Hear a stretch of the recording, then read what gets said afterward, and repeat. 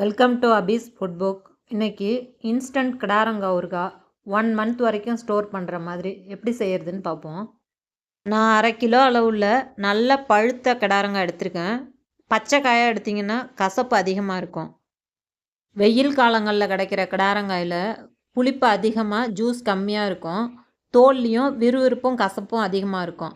அந்த காயில் செய்கிற ஊறுகாயை விட மழை பனி காலத்தில் கிடைக்கிற கிடாரங்காயில் செய்கிற ஊறுகாய் ஜூஸ் அதிகமாகவும், புளிப்பு கம்மியாகவும், தோலில் விறுவிறுப்பு கசப்பு கம்மியாகவும் இருக்கும். அதனால் அந்த ஊறுகாய் ரொம்ப நல்லாயிருக்கும்.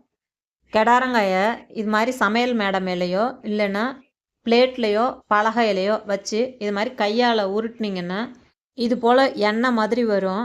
அதனால் காயோட விறுவிறுப்பு கொஞ்சம் குறையும். அரியும் போதும் விதையெல்லாம் ஈஸியாக எடுக்க வரும். எண்ணெய் மாதிரி உள்ளதை நல்லா கழுவிட்டு காட்டன் துணியால் கொஞ்சம் கூட ஈரம் இல்லாமல் நல்லா தொடச்சி எடுத்துக்கோங்க. காயை இது மாதிரி ஒரு பிளேட்டில் வச்சு அரிஞ்சிங்கன்னா தான் அரியும் போது வர ஜூஸ் வேஸ்ட் ஆகாமல் இருக்கும். அடிபாகத்தையும் காம்பு பாகத்தையும் நறுக்கி எடுத்துட்டு இது போல் 1/4 இன்ச்சு தடிமனுக்கு உள்ள ரவுண்டு ஸ்லைஸாக நறுக்கி எடுத்துக்கோங்க. எல்லாத்தையும் இது போல் சின்ன துண்டுகளாக நறுக்கி விதையெல்லாம் சுத்தமாக எடுத்துட்டு தனியாக எடுத்து வச்சுக்கோங்க. பிளேட்டில் உள்ள ஜூஸு பல்ப்பு ரெண்டையும் காயோட சேர்த்து கலந்துக்கோங்க. அரிஞ்ச காயோட 3 டேபிள் ஸ்பூன் கல்லுப்பு, 2 எலுமிச்சம்பழத்தோட சாறு விதையெல்லாம் எடுத்துட்டு சேர்த்துக்கோங்க.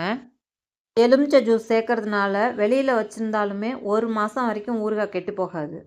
1/2 டீஸ்பூன் மஞ்சத்தூள் சேர்த்து நல்லா கலந்துட்டு கடைசியாக 1 டேபிள் ஸ்பூன் துருவின வெல்லம் சேர்த்து நல்லா கலந்துட்டு ஊறுகாய் தாளிக்கிற வரைக்கும் ஊற விட்டுக்கோங்க. இது 1 நாள் ஊறினதுக்கு அப்புறம் அப்படியே எடுத்து கண்ணாடி பாட்டிலில் போட்டு ஃப்ரிட்ஜில் ஸ்டோர் பண்ணிக்கிட்டிங்கன்னா 6 மாதம் வரைக்கும் வச்சு யூஸ் பண்ணிக்கலாம். தேவையானப்போ கொஞ்சம் கொஞ்சமாக எடுத்து ஊறுகாய் தாளிச்சிக்கலாம். வெறும் வாணலியில் 1/2 டீஸ்பூன் வெந்தயத்தை சேர்த்து மிதமான தீயில் வறுத்து வெடித்து இது போல் சிவப்பாக வறுபட்டதும் நைஸாக பொடி பண்ணி வச்சுக்கோங்க. 10-15 நிமிஷம் ஊறினதுக்கு அப்புறம் இது போல் நிறைய தண்ணி விட்டு காயும் ஓரளவு சாஃப்டாக ஊறி வந்திருக்கும்.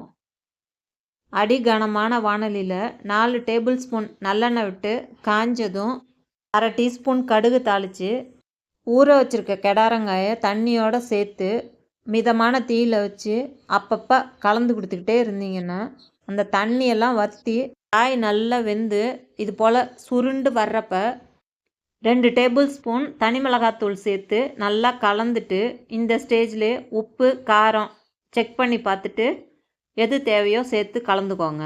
இதுக்கப்புறம் லோ ஃப்ளேம்லேயே வச்சு கலந்துக்கிட்டே இருங்க, இல்லைன்னா அடியில் ஒட்டிடும். கொஞ்ச நேரம் கிளறினதுக்கு அப்புறம் ஊறுகாய் நல்லா திரண்டு சட்டியில் ஒட்டாமல் ஓரத்துலலாம் இது போல் லேசாக எண்ணெய் கசிஞ்சு வரும். அந்த ஸ்டேஜில் 1/2 டீஸ்பூன் பெருங்காயப்பொடி, பொடி பண்ணி வச்சுருக்க வெந்தயப்பொடி சேர்த்து நல்லா கலந்துட்டு அடுப்பை உடனே நிறுத்திடுங்க. வெந்தயப்பொடி போட்டு ரொம்ப நாள் கிளறிட்டே இருந்தீங்கன்னா ஊறுகாயில் கசப்பு வந்துடும்.